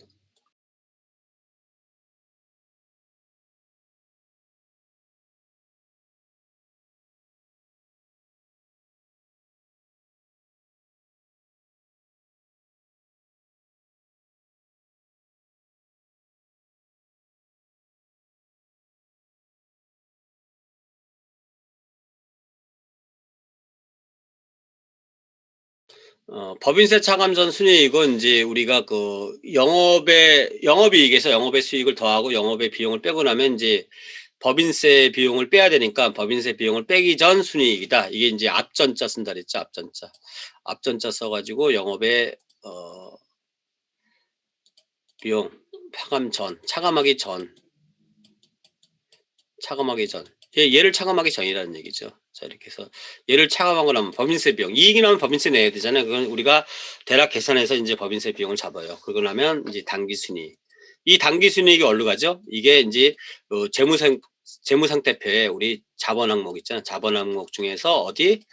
이익요금, 이익요금에 인제 가는 거죠. 그래서 우리가 당기순이익이랑 가장 관계되는 자본 항목은 인제 이익요금이다 해서 인제 여러 번 제가 얘기했고, 이게 아마 중간고사 때 시험 문제로도 나왔을 거예요. 수업 시간에 좀 자세히 듣는 분들은 좀 더 유리할 수가 있겠죠. 자, 자, 여기까지 얘기했고, 그다음에 인제 약속대로, 그리고 퇴직연금은 아마 제가 이거 퇴직연금에 대해서 학정연금의 최저적립금 이거를 안 오르는 것 같아서 제가 인제 규정, 법이랑 근로자보장법 16조 뭐 시행령, 시행규칙 이런 내용이 있는데, 이것도 안 올린 것 같아서 요것도 어 요번 10 주차 11 주차 때 제가 더 업을 시켜 놓을 테니까, 여러분들이 11 차는 12 주차에 업을 시켜 놓을 테니까 이것도 참조하시기 바랍니다. 뭐 시험 문제 나온다는 건 아니고 과제물에 혹시 필요하면 여러분들이 이런 거 적어도 된다 얘기하는 거고요. 그다음에 인제 가제물에 대해서 인제 얘기할게요. 가제물에 인제 아까 이 문제가 있어서 혹시 여러분들이 필요할까 봐 인제 제가 이거를 인제 올려 놓는다 얘기한 거고요. 요 수업 끝나면 12 주차에 여기다 인제 더 업을 시켜 놓을게요. 여러분들 참조해 주시기 바라고요. 자, 가제물 얘기하는데 여러분들은 혹시 가제물에 대해서 여러분들이 그 뭐 물어볼 거 있으면 한번, 여기 질문 사항이 있으면 질문하고, 만약에 질문 사항 없으면 그냥 진도로 계속 나갈 거예요. 그러니까 여러분들이 일단 11월, 여기 월로 바꿔 놨는데 왜 아직 안 바뀌었을까? 바꿔 놓은 것 같은데 하여튼 뭐 요거 월로 바뀌었죠. 11월 29일 일요일까지 제출하기로 됐고요. 여러분들 이 부분에 대해서 인제 혹시 저번 주에 못 드신 분 있고 그러면 한번 질문을 해 보시고, 일단은 제가 인제 한번 얘기해 볼게요. 여러분들 한번 대략적으로 다시 한번 얘기할게요.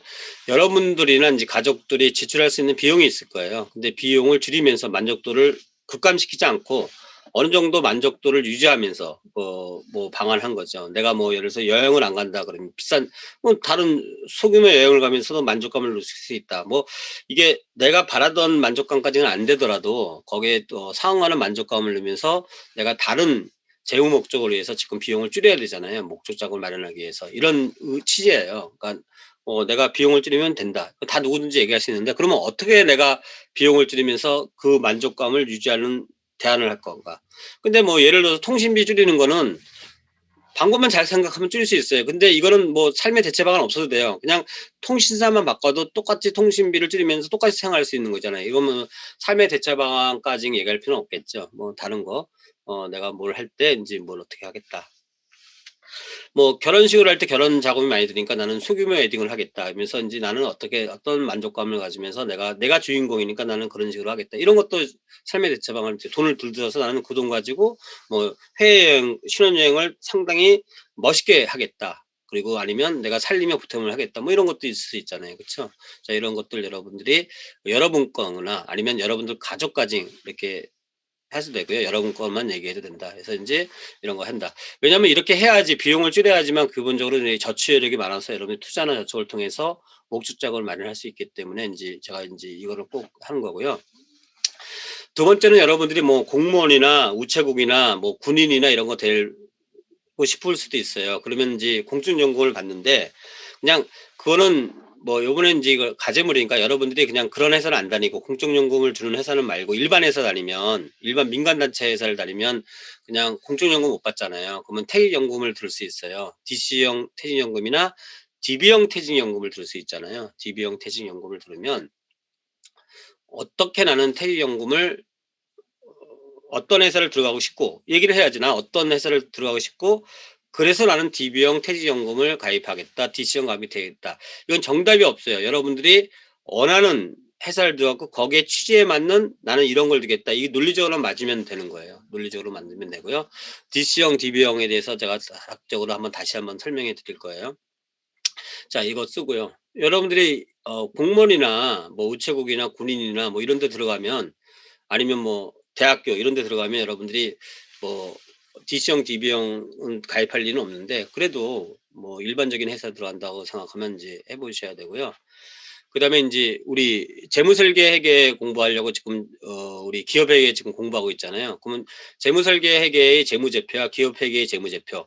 그러니까 재무설계 회계 재무제표는 자산부채 상태표하고 현금흐름표가 있잖아요. 그러면 기업회계 재무제표는 재무제표가 여러 가지인데 이걸 좀 제가 바꿨어요. 그냥 재무상태표하고 손익계산서. 그러면 보통 우리가 자산부채 상태표는 재무상태표랑 대응하는 거로 보는 거고, 우리 기업회계 손익계산서를 현금흐름표에 대응하는 걸로 보는데, 그러한 재무제표에 대한 의의가 있을 거 아니에요. 기업회계 재무제표의 의의. 그쵸? 두 가지. 재무설계회계의 재무제표의 의의가 있을 수 있고, 그 두 가지 재무제표의 비교, 차이점이라든가 틀릴 수도 있잖아요. 그쵸? 그쵸? 이런 차이점 이런 것 좀 써 주고, 작성 목적은 뭐냐면 기업회계는 외부 정보 이용자가 그거를 유효한 의사결정을 하기 위해서 인제 필요한 정보를 얻는 거잖아요. 그쵸? 그러면 이제 재무상태표는 어떤 거를 얻을 수 있고, 손익계산서는 어떤 거를 얻을 수 있고, 그다음에 재무설계회계 재무제표도 자산부채 상태표에서는 어떤 거를 얻을 수 있고, 그다음에 현금흐름표에 대해서는 어떤 거를 얻을 수 있고, 이게 만약에 여러분들이 지금 수업은 다 안 했지만 그래도 여러분들이 좀 생각해서 하시고, 그래서 진도를 제가 29 일까지 쓰는 이유가, 이거를 인제 다음 주부터 아마 저기 공부를 하게 될 거예요. 그래서 인제 이런 것도 들어보시고, 그다음에 작성 방향의 차이점이 있잖아요. 기업회계 기준은 뭐 발생주에 입각해서 하는 게 있잖아요. 그쵸? 그리고 뭐 개인 재무설계회계에서는 발생주의랑 현금주의가 좀 혼합된 상태예요. 그래서 작성이 뭐 기업회계 기준은 뭐 재무상태표에는 유동성별법을 적용한다, 일반적으로 그렇게 얘기하고, 그다음에 아까 손익계산서 이렇게 하는 거 있잖아요. 구분하는데 뭐 자산부채 상태표는 이렇게 한다, 개인 재무설계에서는. 그리고 그다음에 현금흐름표는 어떤 식으로 한다, 이런 데서 비교해서 쓰라는 얘기죠. 이렇게 쓰는데 마감일은 11월 29 일까지 일요일이고, 여러분들이 만약에 이게 좀 뭐 '나는 쪼끔 더 줬으면 좋겠다.'면 쪼끔 더 줄 수는 있어요. 여러분들이 인제 합의해서 줘야지. 어 그걸 지나서 "이러면 안 됩니다." 이렇게 해서 뭐 난 좀 연기시켜 주면 안 되고, 만약에 여러분들이 오늘이라도 지금이라도 "나는 이런 일로 해서 좀 연기시켜 달라." 그러면 연기시켜 줄 수는 있어요. 여러분들이 제가 여러분들 일정을 다 할 수는 없는 거잖아요. 그쵸? 이날 안 되고, 저는 이제 12월로 넘어가면 여러분들이 기말고사도 공부도 해야 되니까 아무래도 좀 이전에 지금 얘기한 건데, 지금 여러분들이 그냥 "나 이걸 좀 연기시키면 좋겠다." 하면 연기시켜 달라면 그거는 여러분들하고 얘기해서 연기시켜 줄 거고요. 일단 이런 걸 공개적으로 쓰기 뭐 하는 사람은 숨은 걸로 써도 상관없고요. 제출할 메일 장소는 이제 제 개인 메일인데, 이거를 혹시 한번 여러분한테 물어볼게요. 이거 보통 우리 교수님들이 우리 과제물 쪽에다 이렇게 이런 거를 받나요? 어떻게 개인 메일로 받나요? 이건 아무나 학생 한번 여쭤볼게요. 개인 메일로 받아요? 아니면 과제물 이클래스 통해서 받아요? 과제물일 때?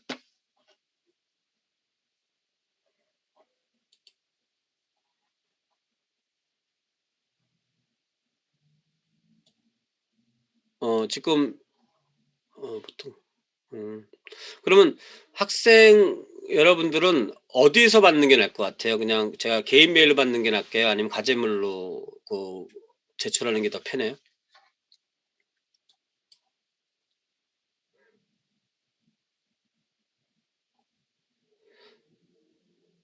네.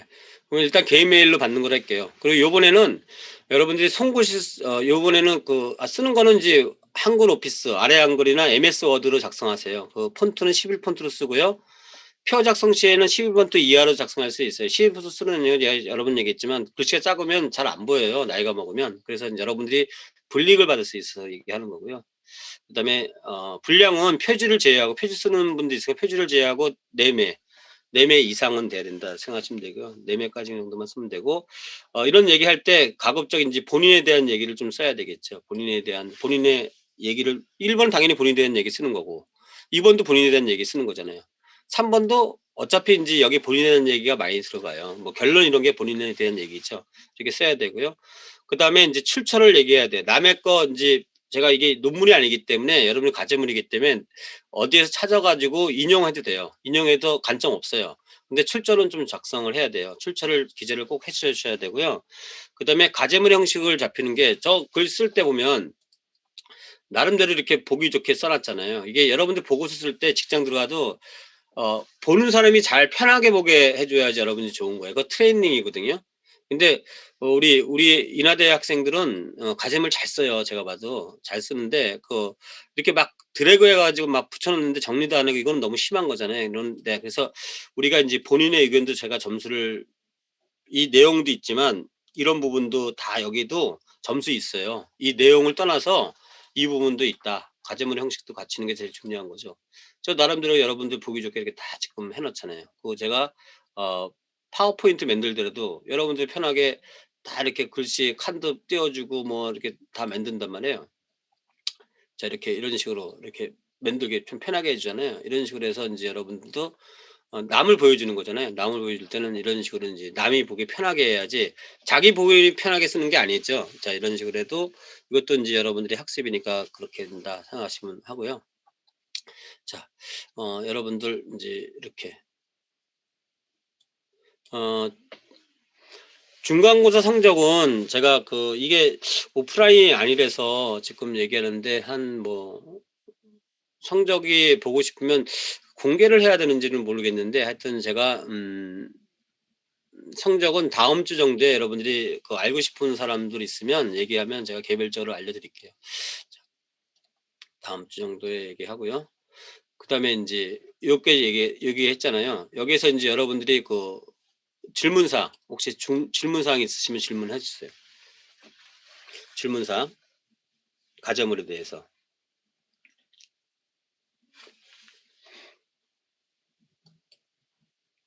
자 그러면 우리 학정용 구병이랑 퇴직형 학정 기여형은 차이가 보통 우리가 인제 다시 한번 이거 간략하게 설명할게요. 여러분들이 또 저학년이기 때문에 아무래도 퇴직연금제도 잘 몰라서 퇴직금이라는 게 이렇게 우리가 인제 실질적으로 회사를 근무하면요. 회사를 근무하면 퇴직금을 받아요. 퇴직금을 받으면 군속연수에 따라 이렇게 급여가 처음엔 낮다가 이렇게 올라가잖아요. 올라가죠. 그러면 퇴직금 받을 때 여기가 2천만 원이었다 연봉이 예를 들어서. 근데 퇴사할 쯤에 1억 이었다. 그러면 평균 급여 3 개월 평균 급여에 대한 군속연수까지 받을 수 있어요. 그러면 우리가 실질적으로 얼마큼 퇴직금을 받게 되는 거냐면 이렇게 받게 되는 거예요 이렇게. 이만큼을 다 받게 되는 거예요 이만큼을. 이렇게 받는 게 맞는데 실질적으로 만약에 우리가 예를 들어서 이건 퇴직금을 DB형을 안 들었거나 DC형을 안 들었다 그러면 다 이렇게 받는 거예요. 최저임금 받아야 되는데 이 급여를 군속연수 20 년이다 그럼 20 년치 받아야 되는데 어 DC형으로 가면 요렇게 받는 거예요. 내가 요만큼씩, 요만큼씩, 요만큼씩 계속 받는 거잖아요 요만큼씩. 근데 DB형은 다 이렇게 받는 거예요. DB형은 똑같아요. DB형은 이렇게 최저급여로 받는 거예요. 최저급여. 그러면 사람들이 다 DB형 듣기를 원하잖아요. DB형. 그쵸? DB형. 근데 지금 이게 강제 규정이 아니면 회사 입장에서는 굳이 DB형으로 들라 그러면 이거는 퇴직금을 준 게 아니고 회사가 돈을 적립해서 퇴직금용으로 쓰는 거잖아요. 그러면 안 든다 그럴 수 있어요. 안 들은다. DC형은 사업주 입장에서 직원들이 원하면 들어준다고 할 수 있어요. 왜냐면 쪼끔 주는 거니까. 물론 수수료는 자기들이 다 내요. DB형이든 DC형이든 사업자가 다 내는 거예요. 그러면 DC형은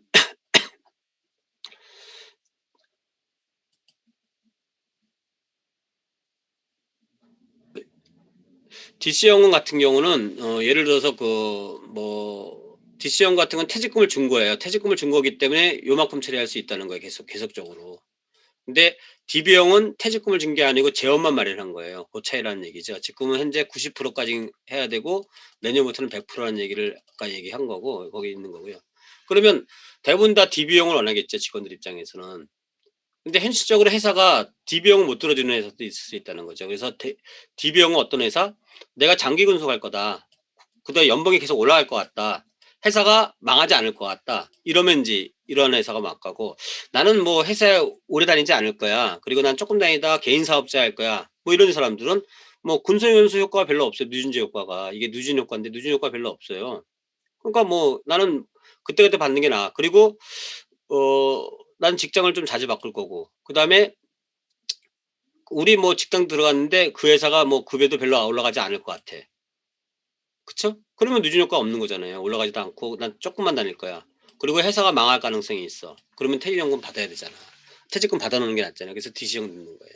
자, 근데 여러분들은 기본적으로 인제 이런 회사 대기업이라든가 이런 회사를 원할 거예요. 그러면 이렇게 DB형을 선택하면 되는 거예요. 그 논리를 얘기해서요. 얘기하고 그다음에 인제 뭐 이런 얘기 다 나왔잖아요. 중국 감독은. 이런 얘기를 통해서 인제 내가 DB형, DC형을 인제 좀 비교해서 설명한 다음에 나는 뭐 이렇게 이렇게 해서 어떤 회사를 들어갈 것인가 나는 이렇게 할 거다. 근데 나는 어떤 회사 들어간다는 전제 없이 나는 DB형을 선택하고 DC형을 선택하면 틀린 답이에요. 내가 어떤 회사를 들어간다는 전제를 해서 인제 DB형이든 DC형. 그래서 DC형을 선택했다가 틀린 답이 아니에요. 나는 뭐 '난 조그만 회사 다녀서 좀 일을 배우고 금세 퇴사할 거다.' 그러면 DB형 그래서 난 DB형이 필요 없고 이 회사가 또 어떻게 될지 모르니까 난 DC형이 낫겠다. 그럼 DC형 가는 거예요. 그러니까 그거는 이 어떤 회사 다니고 어떤 내가 근무를 할 거에 따라서 DB형을 선택하는 거지 DC형은 틀리고 DB형은 맞고 DB형은 틀리고 DC형은 맞고 이런 건 아니다.는 얘기를 계속 강조한 거고요. 그래서 인제 자기의 여건에 맞게만 쓰면 되는 거고요. 그다음에 참고문헌은 각주를 다는 게 제일 정확한 방법이고요. 각주를 못 달아도 뒤쪽에 빼야 돼요. 근데 만약에 참고문헌을 만약에 뒤쪽으로 다 뺐잖아요. 뒤쪽으로 빼면 그거는 여기 페이지에 빼는 거예요, 내매. 참고문헌은 다시 빼야 되는 거죠. 당연히 참고문헌을 뒤로 다 뺐다 그러면 참고문헌 빼고 얘기하는 거예요. 참고문헌 빼고 내면을 써야 된다. 참고문헌을 뒤로 빼도 되고요. 근데 사실은 각주는 달아주는 게 맞는 거예요. 원래 각주 달아주는 게 내가 어떤 데 인제 뭘 참고문을 썼다는 얘기를 해야 되는 거니까 그 각주기를 달아주시면 되겠습니다. 자, 또 뭐 질문 사항 있으십니까?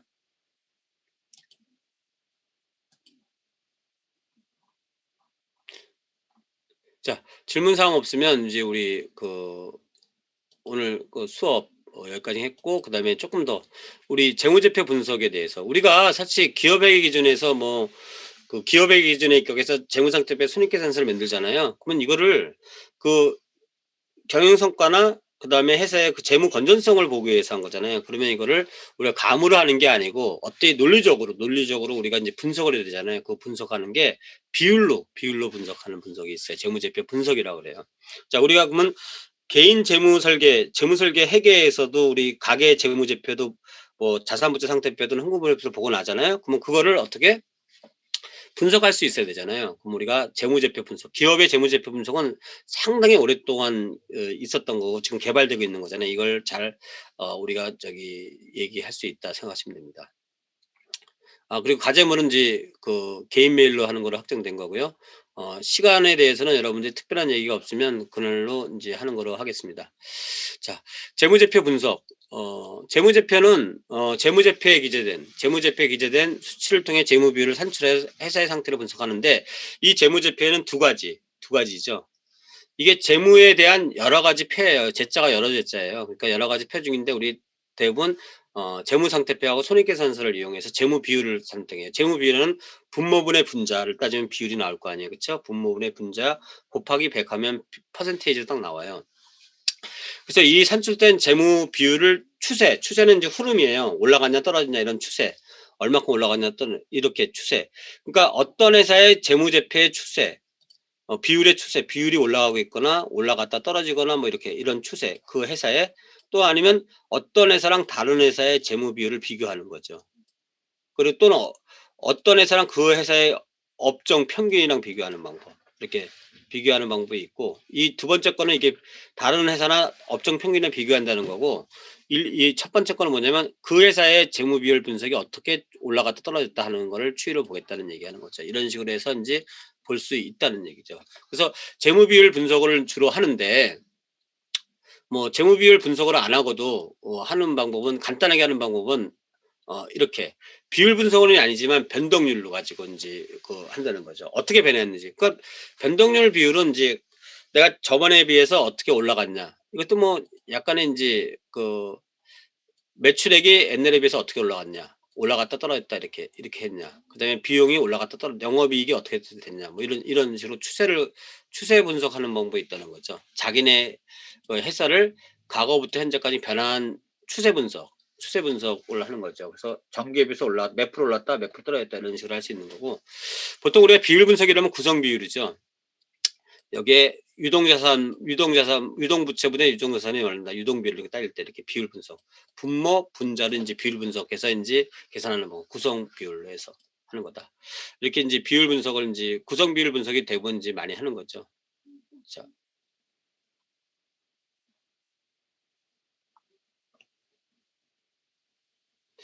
근데 인제 이거를 할 때 구성 비율 여기 참 제가 인제 세 가지를 크게 나누면 요 첫 번째 거는 인제 매출액이 올라갔다 떨어졌다는 비율.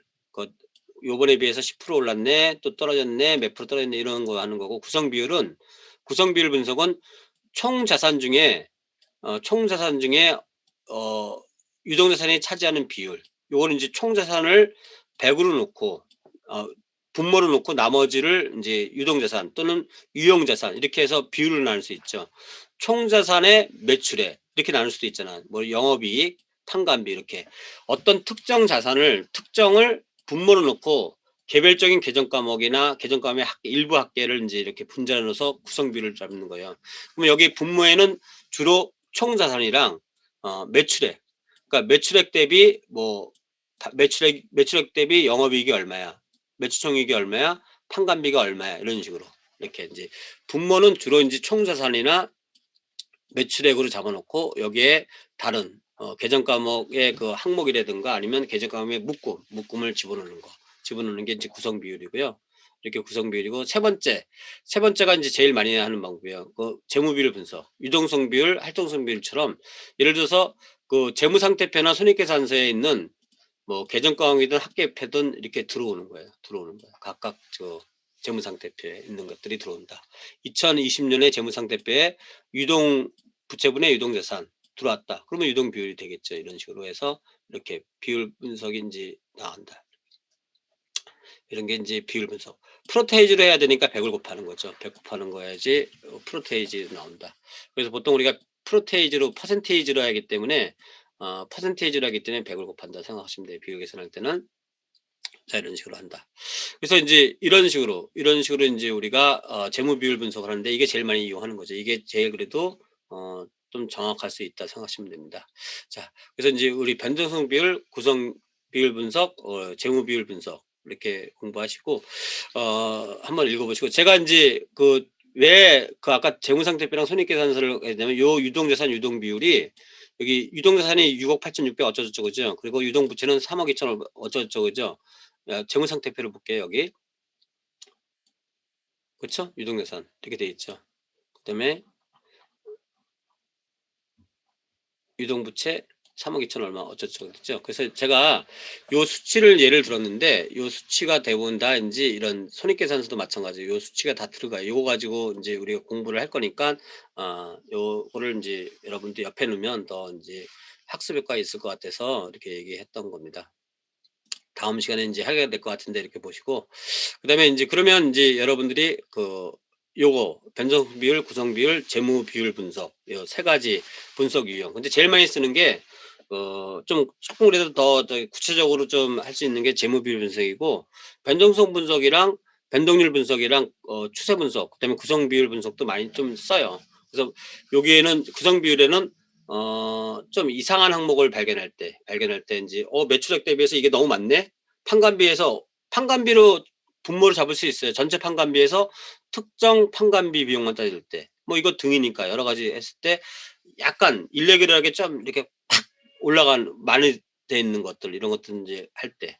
인제 회계사 감사 나갈 때도 이런 구성 비율 분석 가지고 간단하게도 아니면 추세 분석 가지고도 이상 징후가 있는 약간 조작이 있는 재무제표를 인제 우리가 찾아낼 수도 있는 거예요. 자, 그래서 한번 변동성 비율 분석, 구성 분석, 재무 비율 분석인데 우리는 재무제표 분석할 때는 대부분 이제 이걸 많이 쓴다고 생각하시면 되고요. 이 세 가지 한번 읽어 보세요.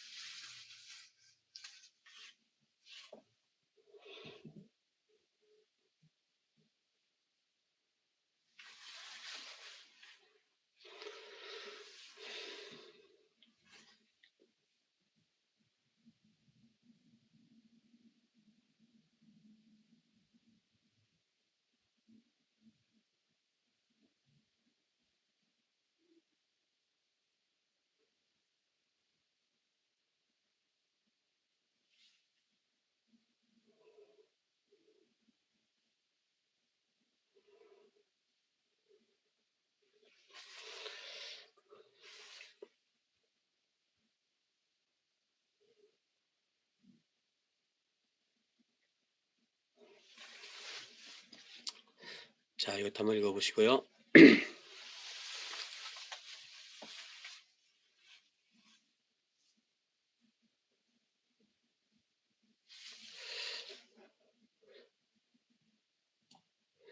자, 재무비율 분석은 주로 이제 크게 우리의 기본적인 재무비율 분석을 공부하는데, 유정성 비율, 활동성 비율, 연체성 비율, 수익성 비율, 성장성 비율, 제일 많이 사용하는 비율 분석이에요. 이거 이외에도 뭐 비율 분석이 많이 ROI 방석, ROE 방석 뭐 여러 가지 있어요. 근데 이제 이게 기본이니까 기본 정도 우리가 재무 비율 분석을 공부하는 거죠. 이게 기본적인 재무 비율 분석이에요. 재무 비율 분석 시 유의사항이에요. 계산법이 통일돼야 되죠. 예를 들어서 만약에 한국산업은행에서 업종별 현금 재무 비율이랑 우리 회사 거를 따져보겠다. 나는 우리 컴퓨터 뭐를 판매하는 회사인데, 제조하는 회사인데, 그러면 업종별로 컴퓨터 업종의 평균 재무 비율이 나눠요. 업종별. 이것도 뭐 대기업, 중소기업 이렇게 구분돼서 나올 수 있으면 거기에 맞는 거를 난 비교를 해야 돼요. 그럼 계산법이 한국은행에서 계산하는 방법이랑 내가 우리 회사가 계산하는 방법이 똑같아야 되잖아요. 한국은행 계산하는 방법이 내가 계산하는 방법이 틀렸다. 그러면 비교할 필요 없는 거죠. 그러니까 계산법이 통일돼야 된다는 거고, 비교대사 선정할 때도 내가 컴퓨터 제조업이면 컴퓨터 제조업이 했는데 우리 제조업이랑 비교한다. 이건 말이 안 되는 거잖아요. 그렇죠? 그러니까 이런 것도 잘 비교 대상도 잘 선택해야 되고, 회계 처리 방법도 좀 유사한 회사랑 해야 되는 거죠. 나는 선인선지법 한다. 그러면 다른 회사도 선인선지법. 뭐 이런 식으로 좀 할 수 있으면, 여하튼 비교 대상 회계 기간이라든가, 저는 회계 기간이 틀린다. 그러면 어 그게 만약 코로나 사태가 벌어졌을 때, 코로나 사태가 벌어지지 않을 때 이거 비교하는 건 좀 말이 안 맞잖아요. 그러니까 비교할 때도 선정을 잘 해야 된다. 이런 얘기고, 그 맞게끔 선정해야 된다. 그다음에 회계 처리 방법도 인제 추세 분석할 때 작년 우리 회사의 작년도랑 올해랑 재작년도 거를 막 3년치를 막 비교해요. 근데 한 번 중간에 회계 처리 방법이 바뀌었어. 정률법의 정액법. 이거는 그 정률법의 정액법으로 바꿨는데 단순하게 비교하면 안 된다는 거죠. 그런 것도 다 고려해서 인제 해야 된다. 계산 기간도 통일해야 된다. 1년 단위인지 뭐 6개월 단위인지 뭐 이것도 다, 왜냐면 영업 활동 기간이 손익계산서는 플로우 개념이니까 1년치인지 6개월치인지 그것도 해야 되고요. 전체적인 흐름을 파악해야 된다는 얘기는 뭐냐면, 이런 걸 다 분석해서 종합적인 의견을 해야 된다는 거죠. 그래서 실질적으로 이런 얘기를 하는 게 있어요. AI가 하더라도 사람의 직관력이라든가 이런 것까지는 한계가 있다 해서, 이런 분석이라든가 뭐 감사라든가는 뭐 AI가 다 할 수 있더라도 그런 부분의 판단은 아직까지도 사람이 해야 된다. 이런 얘기를 주장하는 사람들도 맞는 거죠. 저도 그냥 최종적인 거는 그 분석자의 사람의 판단력. 다른 걸 다 고려해서 분석자의 경험치나 이런 걸 따져서 인제 참석해야 되죠. 물론 이제 AI가 인제 이게 그런 것까지는 다 인제 가져가니까, 인제 전반적으로는 인제 앞으로는 AI로 가더라도 아직까지는 인제 사람이 인제 최종적인 결론을 내려야 되는 부분은 아직도 많다, 이렇게 생각하시면 되고요. 자, 재무 비율 분석은 이 마지막, 사람이 합리적인 능력이 절실히 요구된다는 거죠. 분석하는 사람이. 물론 이제 분석하는 사람이 아니고 AI로 이제 바뀔 수도 있겠죠. 바뀔 수도 있겠지만 현재까지는 그래도 사람이 인제 판단 능력이 요구된다, 이렇게 생각하시면 됩니다. 뭐 AI가 해야 된다는 사람도 있으니까 그거는 뭐 인제 생각의 나름이고, 아직까지는 AI 쪽보다는 사람이 하는 게 더 낫지 않나, 이런 생각이 들어요. 자, 그래서 자신 없으면 AI가 하는 게 더 나을 수도 있겠죠. 음. 오늘은 여기까지 하고요. 다음 시간에 인제 여기 유의점부터 다시 인제 설명하거나 아니면 앞에 부분부터 다시 설명하는 걸로 시작하겠습니다. 요번 주 여러분들 수고 많으셨고요.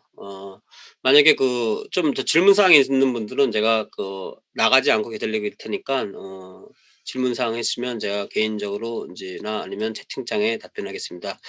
수고 많았습니다. 다음 주에 뵙겠습니다.